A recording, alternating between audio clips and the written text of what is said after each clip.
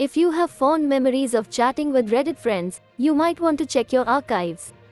Reddit has confirmed user reports that it's removing all chats and messages from before 2023.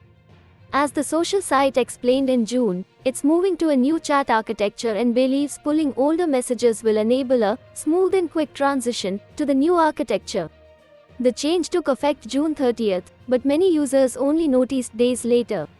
There may be a way to recover some of those messages, Mashable says. You can request account data from Reddit through an online form, and the archive might include conversations from before 2023.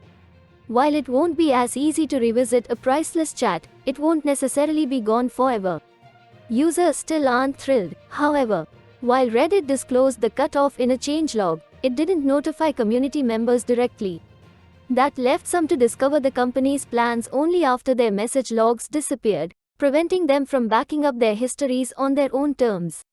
The move also comes as Reddit is facing a broader backlash. Numerous subreddits conducted a days-long blackout to protest new policies that made it impractical for third-party apps like Apollo to remain active. Since then, users and moderators have taken various actions, such as focusing subreddits on John Oliver photos to fight back.